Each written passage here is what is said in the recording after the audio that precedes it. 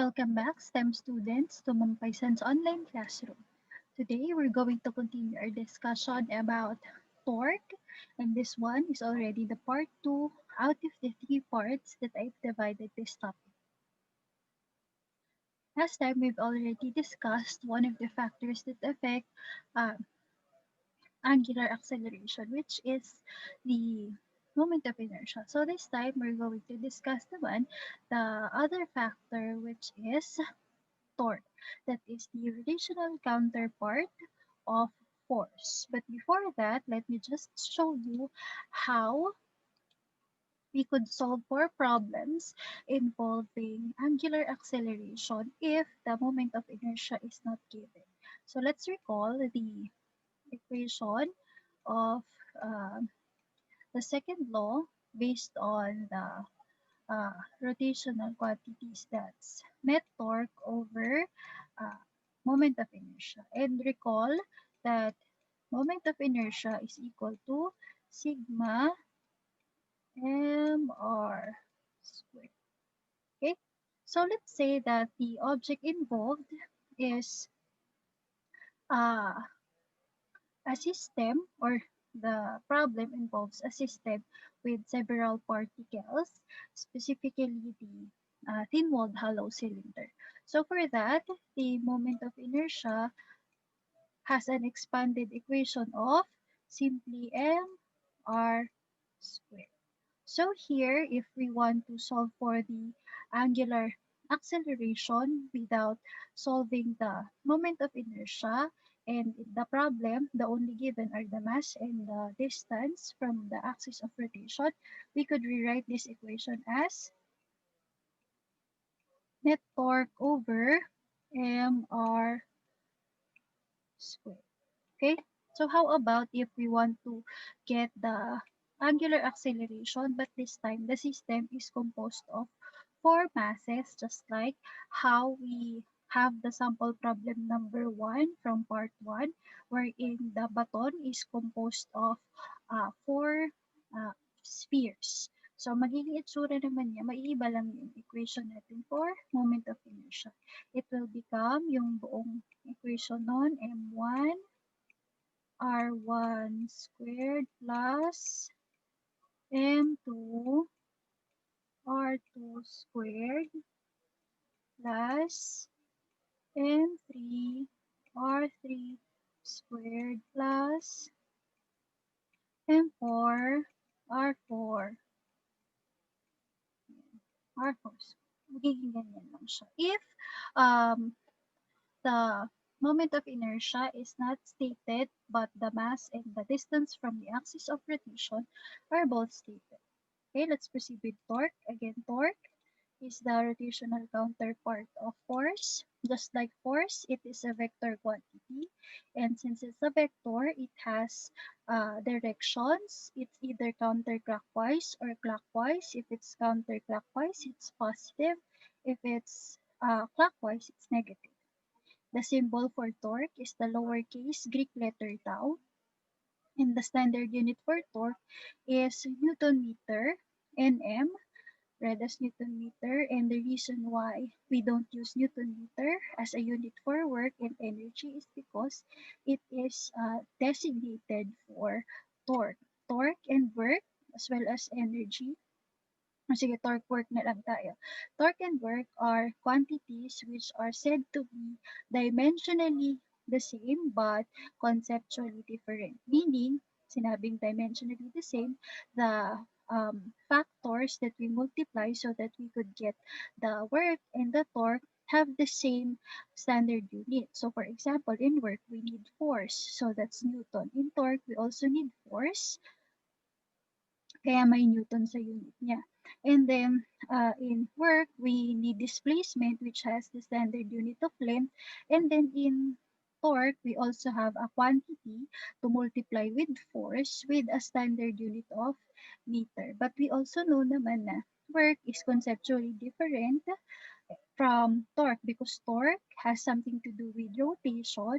It's the one that causes the change in a rotating object's motion, but work is different. Work is the application of force over a specific displacement. But here, the force that we apply does not cause displacement, but it causes rotation. So magkaiba sila.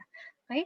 So what are the factors that we multiply to get torque? Those are the applied force in the lever arm. We will talk more about lever arm in our next slides. But first, let's transform this statement into mathematical form, which will become tau is equal to F with this symbol times L, which represents the lever arm. Let's recall that work has the general equation of F and then a parallel lines, and then B. Okay, so this parallel line tells us that we only consider the component of the force parallel to the displacement. Now, on the other hand, this symbol tells us that we only consider the force perpendicular naman to the lever arm. Okay, so now let's define what lever arm is. When we say lever arm, it's the distance from the axis of rotation or fulcrum or pivot, excuse me, to the point where the force is exerted. Let's take a look at this illustration wherein point P is the hinge, pivot point, or the axis of rotation. They are all synonymous. So that's the starting point. And then we also have the force here exerted by the girl wearing pink, and it is downward. This one is the force. And then the distance from point P towards the point where the force is exerted by the girl wearing pink, that is our lever arm. In some books, the lever arm is represented by the lowercase letter r. Okay. Then again, the F with the symbol like this means that we only consider the factor as factor the component of force perpendicular to the lever arm. Therefore, just like work, we can expand this equation into torque is equal to F sine phi L, where this symbol is read as phi, Phi. That's also a Greek letter, which is the angle between the force and the lever arm. Let's have another illustration so that we could clearly see the phi. In general, the force that produces torque does not have to be applied in a perpendicular direction. When we say perpendicular, that's exactly 90 degrees. So what this is telling us is the force can be at a specific angle, hindi necessary na 90 degrees. Parang sa work, hindi naman necessary na talagang parallel dapat, pwedeng at an angle, but we only consider the component of that force parallel to the displacement. Dito naman, we only consider the force that is perpendicular to the uh, lever arm. So, ito yung lever arm. Ito yung pivot point. Tapos, may nakakabit na mass. Itong bola na to sa ating lever arm. Ayan. Extend natin. And then, this one extended is the lever arm. Pwede natin i-extend yan. And then, this one is the force applied, denoted by the red arrow. And then the angle formed between them is the angle phi. Okay, by the way, the equation for torque can also be written like this. Although we're going to use the equation I showed you a while ago, the torque is equal to F sine phi L. Okay, notice that this force that's isolated, it's at a specific angle, and then we know that all forces that are at specific angle have components x and y.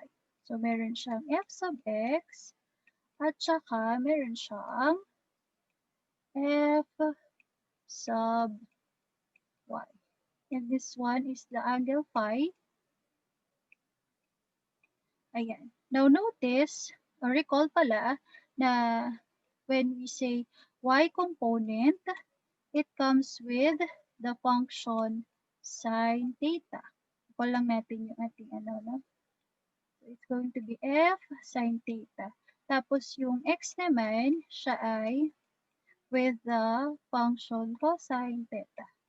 So the same is applied here since we are only considering this uh, part or component of the force and not this component, not the x component, only the y component because y component is the one perpendicular to the lever arm. Yan. Ang gagamitin nating function is the sine function. It's just that we don't use the theta anymore, but we use another symbol for angle, which is phi. We can actually represent angles in various ways, but most of the time it is represented by theta. But notice that we already use theta as symbol for angular displacement so that we could distinguish angular displacement from the angle between the force applied and the lever arm. In computing for uh, torque, we use instead the symbol phi. So, pwedeng kahit anong symbol actually. Notice also or remember that when phi is 90 degrees, sine phi is equal to 1. And F is maximum. Therefore, torque is also maximum. When phi is 0 degrees, sine phi is equal to 0 and F will also be 0. Therefore, torque will also become 0, which means that a force applied parallel to the lever arm cannot cause an object to rotate.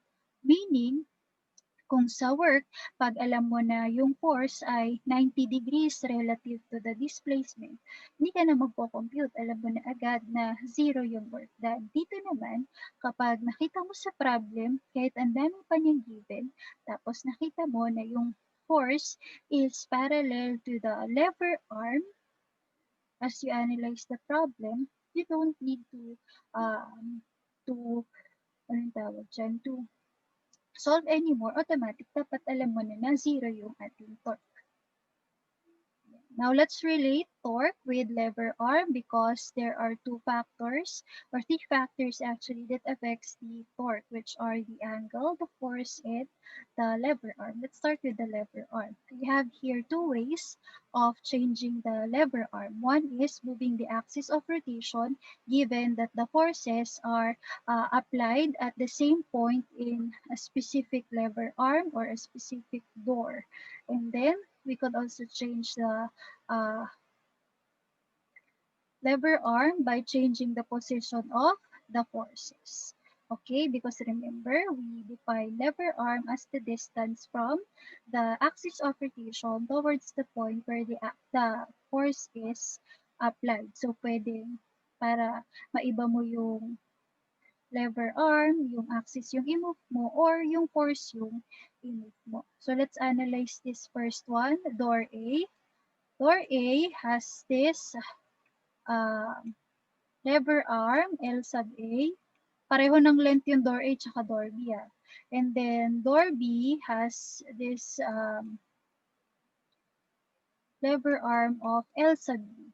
Obviously, LA wait lang, is greater than LB. Yan na maayos na. Yan, LB. Which means that since torque is directly proportional to uh, lever arm, torque A is greater than torque B, given that the force is constant as well as the angle between the force and the lever arm is also constant, hindi nagbago. So, tingnan naman natin, excuse me. Second scenario we're in, the lever arm for door A is this one, LA, while the lever arm for LB is equal to 0. How did it become 0?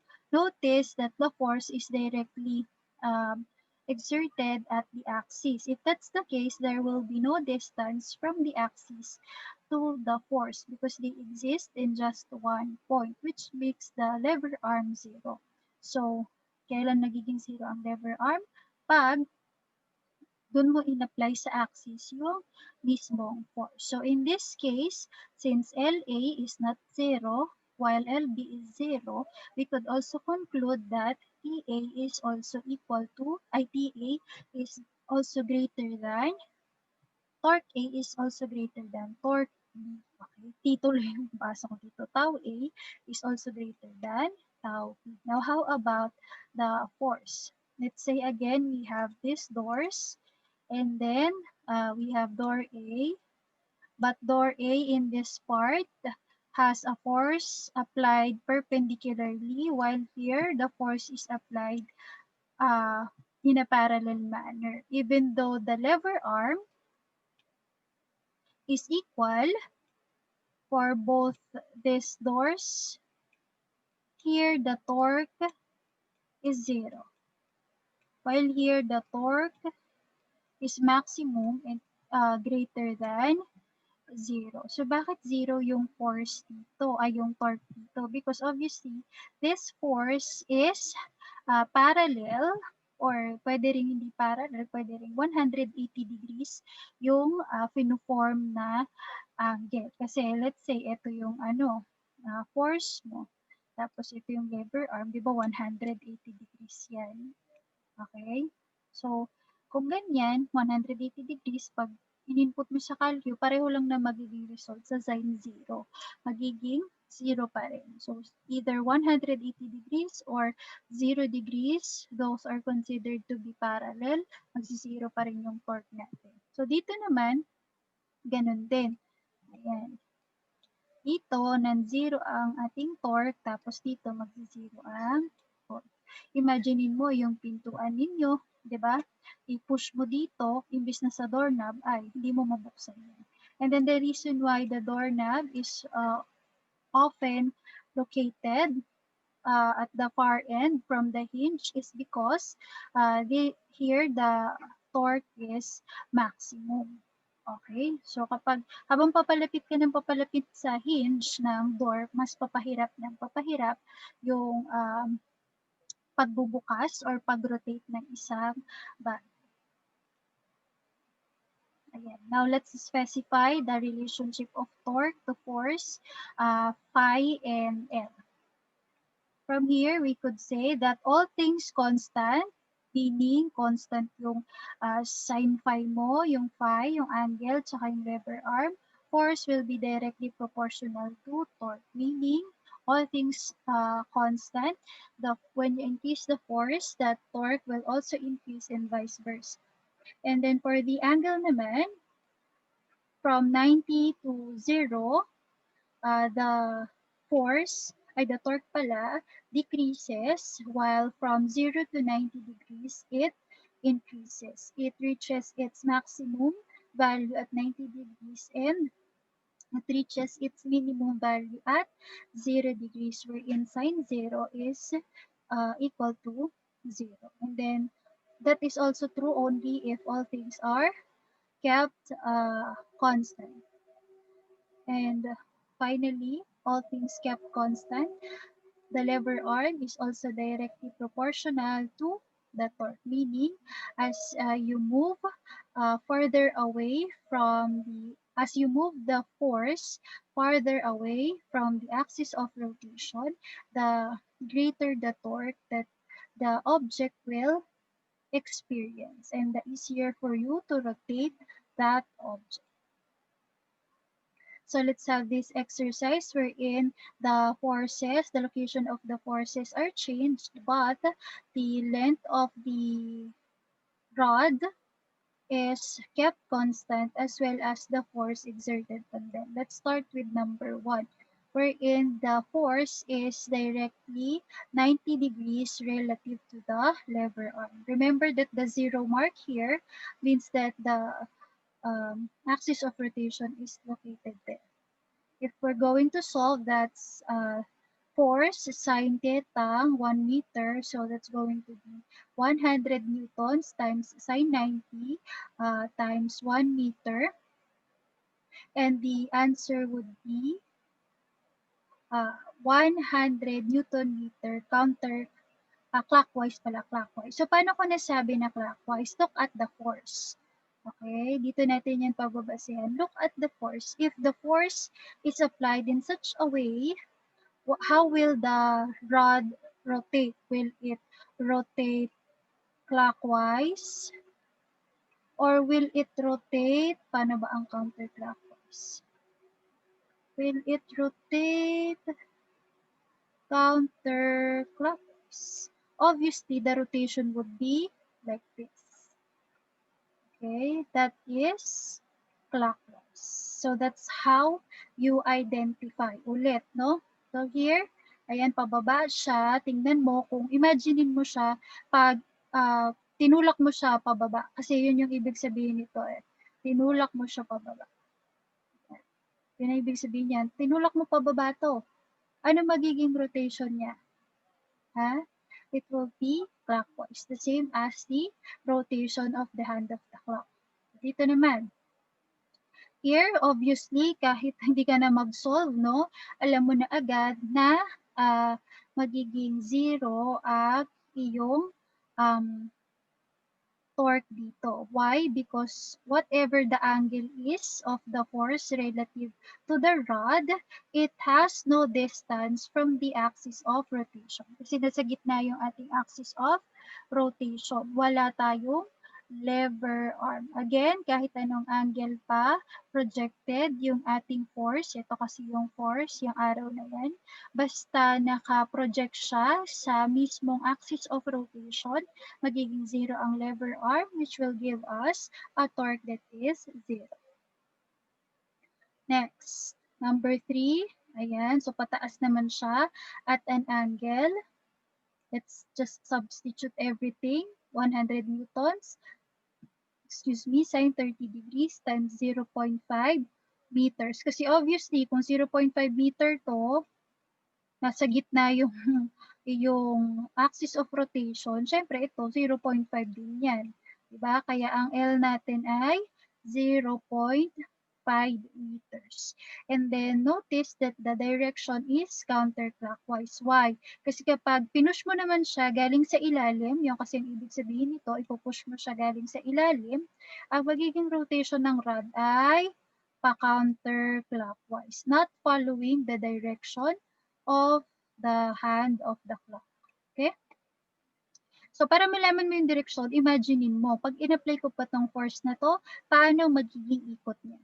Okay? Number 4, substitute tayo ulit. Nasa gitna ang ating axis of rotation. So, that's going to be a lever arm of 0.5 meters. But the angle from relative to the rod is 90. Kaya magiging sine 90 siya dito. Substitute, we have 50 Newton meter and it is counterclockwise. O paano ko na naman nasabi? Kasi pababa yung force dito, di ba? So imaginein mo, ipupush mo to pababa. Yung rod na yan. Paano magiging ikot niya? Siyempre ang ikot niya ay pa ganoon. Okay? And that is a counterclockwise direction. Remember also, wag kakalimutan that when the direction is already included in your final answer, no need to write the positive or the negative sign kasi magiging redundant na siya. Next, number 5, ayan, the force is again exerted at the same location as the axis of rotation. So, magiging 0 ulit ang ating torque. And then lastly, the force is applied dito sa mismong gitna ng ating rod. So the lever arm would be 0.5 meters and then the angle between would be 90 degrees. So if we're going to solve, it would look like this. And the direction would be clockwise. So paano na naman ulit nasabi yon? Kasi imaginein mo, this force is downward. So ipupush mo pababa itong rod na to. Paano siya magro-rotate? Magiging pa ganon. Which is following the hand or following the rotation of the hand of the clock. That is clockwise. So let's have sample problems this time. Sample problem number 1. A person exerts a force of 55 newtons on the end of a door 74 centimeters wide. What is the magnitude of the torque if the force is exerted A, perpendicular to the door, and B, at a 45-degree angle to the face of the door? for the given, we have F is equal to 55 newtons and then the lever arm is 74 centimeters. Kasi, remember, sabi niya dito, kung i-drawing mo, may door daw. Ayan. Siyempre, yung door, ito yung kanyang axis of rotation, yung hinge. Tapos, gano'n daw siya ka-wide. That is 74 centimeters. Ayan. Tapos, sabi niya yung force is exerted at the end of the door. Dito yon. So, kung gaano kahaba yung door, ganun din kahaba yung lever arm mo because that's going to be the safe distance from the hinge towards the point where the force was applied. So, that's 74 centimeter and then don't forget to convert it to meter by dividing 74 by 100. And then we have two scenarios here. Either you apply the force perpendicularly, exactly 90 degrees, or at a 45-degree angle. That's why we have phi A and phi B here, wherein phi A is for the perpendicular. Pag nakita mo yung salitang perpendicular, hindi sasabihin sa'yo na 90 yung degrees, pero dapat ma-infer mo that perpendicular means that the angle between the force and the lever arm is 90 degrees. And then we are looking for letter A, the torque when force is perpendicular, that's T sub A. And then B, torque when force is at 45 degrees, which is T sub B. We're going to use the same equation. It's just that for T sub A, we're going to use phi A, 90 degrees. And for tau B, we're going to use phi B, which is 45 degrees. Substituting everything, for TA, we could get 40.70 Newton meter. Notice that the question is only asking us for magnitude. Kasi in this scenario, hindi naman niya sinabi kung ano yung convention, hindi niya sinabi kung paano nag-rotate yung object. Kaya magnitude lang ang tinatanong sa atin, no? And then for the solution number 2, again, substitute. Instead of 90, we use 45 degrees and we would get 28.78 Newton meter. Again, no need for direction because the problem is only asking for us the magnitude of the torque. And usually, hindi naman basta-basta magbibigay ng problem na magnitude lang. Kaya magnitude kasi, there is no way for us to identify the direction if the case is like this or the scenario is like this. Now let's have sample problem number 2. Calculate the net torque about the axle of the wheel shown in the figure. Notice that there are 3 forces present here, which means that we're going to have 3 sets of F, L, and phi. For me, I chose 35 to be force A, 28 to be force B, and 18 to be force C. For force A, the magnitude is 35 newtons, and then the lever arm is 12 centimeter because this one is the center and this one is the force. And it says here that the inner diameter of the wheel is 12 centimeters. Ayan. So, 12 centimeters equidistant yan. Kaya, 12 centimeters converted to meter, 0.12.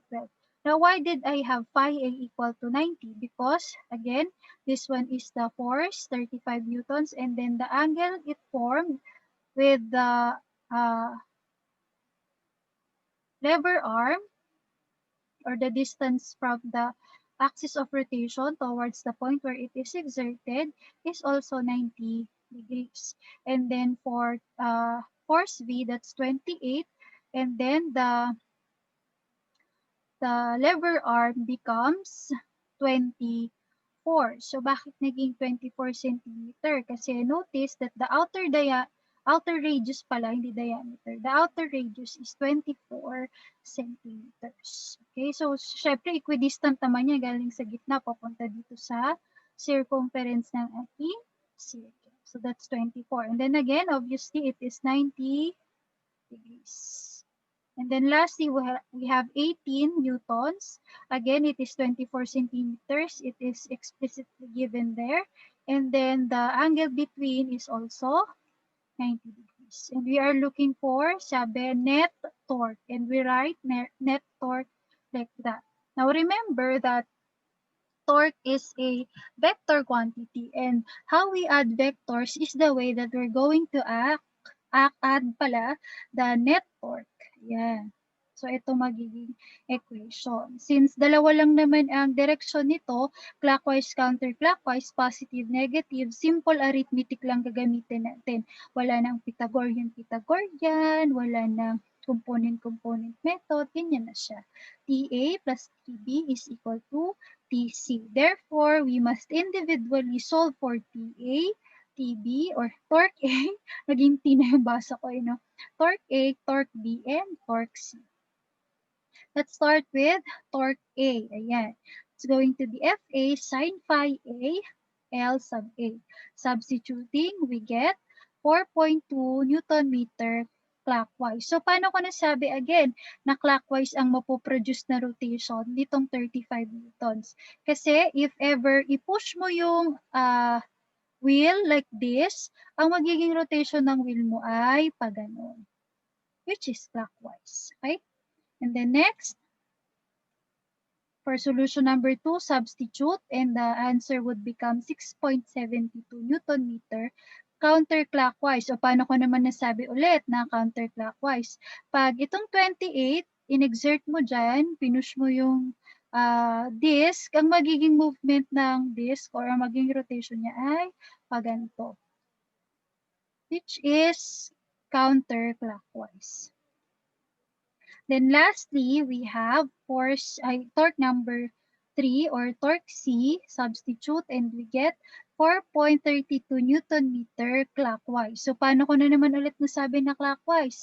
Pag tinulak ko dito, using the 18 newtons, itong wheel na to, paano ang magiging movement ng ating object, rotation ng ating object? It would look like that, which is a clockwise direction.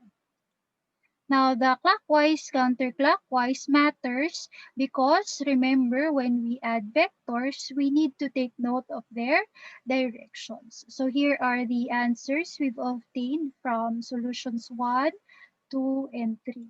And then to input that in the final solution, we have negative 4.2 because clockwise is a negative direction, plus positive 6.72. Why? Because 6.72 is in the counterclockwise direction. And then lastly, we have negative 4.32 Newton meter, which is negative, negative kasi the direction is clockwise. And the result is negative 1.8 Newton meter. But that is not the final answer. It should be in terms of the direction.